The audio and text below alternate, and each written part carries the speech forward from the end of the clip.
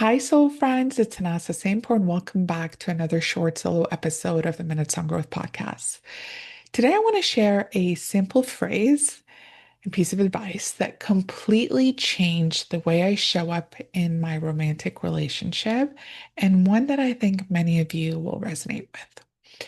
A few years ago, I was venting to my therapist about all the little things I was constantly doing to keep the peace, handling the chores, managing the schedules, remembering all the to-dos, the birthdays, the important dates, and constantly having to clean the house and plan the social calendar. When she looked at me, and after a long pause, she said, "Stop picking up the sock. Stop picking up the sock." Now, she wasn't just talking about a literal sock on the floor, it was a metaphor for all the invisible labor I was carrying that wasn't mine to hold. The emotional labor, the mental load, the tiny unseen ways I was over functioning every day, doing things just to get them done. Or so my partner, wouldn't have to, or because I didn't want to feel the discomfort of waiting for that person to do their part of the load. This is the invisible load that I'm talking about, that I see in my own therapy room so often.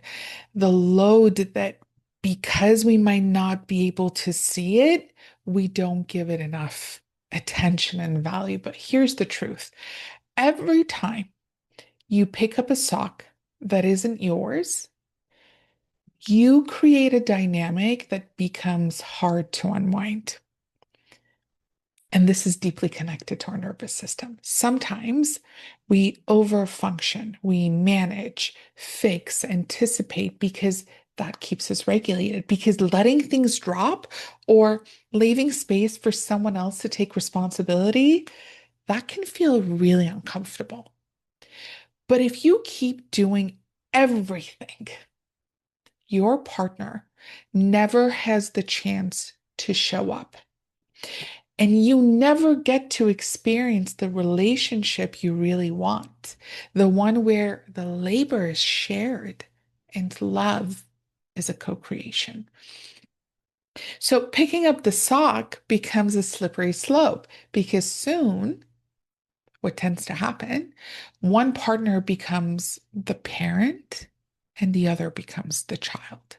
You start to feel like the manager and they start acting like the dependent. And suddenly the intimacy shifts because the truth is nobody wants to feel romantic towards their manager, towards their parent, that parent child dynamic, that manager dependent dynamic. It can erode polarity. And then here's how it can become problematic.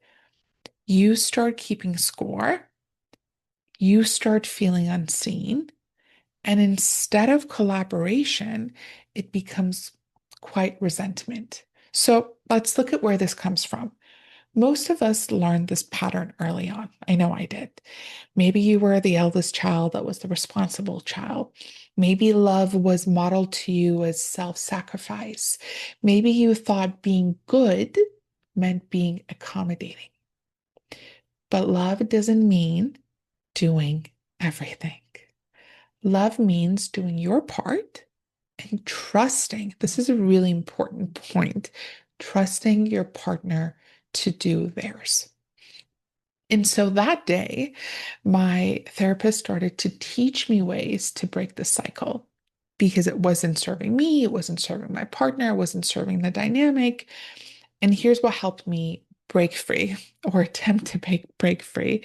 There are still moments that I will pick up the sock and I have to remind myself, let it be. And I remind myself of this process that I'm going to share with you right now. First is to notice the impulse. Catch yourself when you're about to just do it again. And instead, pause, take a slow, deep breath, and ask yourself, is this something I need to take on? Or is it something I'm choosing out of habit? Really sit with this one to be able to discern between the two. Which brings us to step two, allow space. Can the sock stay on the floor for a little bit longer? Can you let someone else notice it and decide to act on it? Not gonna lie, it's sometimes this has been really hard for me. I especially me, I love everything to look a certain way. So if I want to get literal with like a sock, I would always look on the other side of the bed and I'd be like, every part of me, every cell in my body wanted to go and pick up the sock and fix that side of the room and, you know, put the clothes back where they belong. And I realized, wait a second. If I always do this, I'm taking away the other person's opportunity to also show up to the relationship and to share the load with me. And then I'm going to build this resentment when I was the one who was enabling it. And so I really had to get into the third step is to like to regulate the discomfort. Yes, it might feel really hard to leave things undone, but sit with that discomfort. That's where the real work is. And then trust their capacity. Trust that your partner is not helpless. Let them rise. Let them, and if not, let them take accountability if they don't, which is like the fifth step of like, let natural consequences happen. If they forget something, let them feel it. That's how accountability and growth happens. If I'm constantly stepping in, doing their part of the load, remembering details for them, like their doctor's appointments. Did they take their vitamins on time? Did they, um, I don't know, pay that bill on time? I am taking away their skills. I'm taking away their wings. I'm not creating space for them to grow through it. And of course, it's really important to talk about it openly because sometimes people are like, you know what, I've always been doing this. And so I can't change now, but you can. Let your partner know that you're going to be taking a step back from doing everything and give them insight into the why. Invite collaboration, not confrontation, but collaboration of, hey, I'm noticing that I'm starting to feel resentful towards our shared household, towards you, perhaps. And I want us to feel more like a team. I want us to have a breakdown of this invisible load that feels fair to both of us.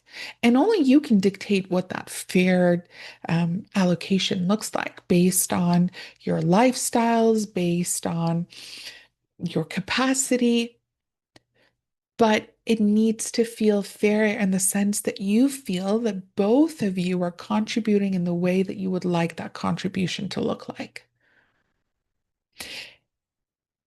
And so the next time you feel the urge to pick up the sock, to jump in and fix it, to make the call, to clean that thing, to remember the birthday, pause and ask yourself, is picking this up serving the relationship or is it silently eroding it? Is picking this up an act of love or is it an act of fear? And let this be a reminder that you don't have to hold everything. You get to share the weight in a way that feels fair to the both of you. And that, soul friends, is what builds real intimacy. Sending you lots of love. Speak soon.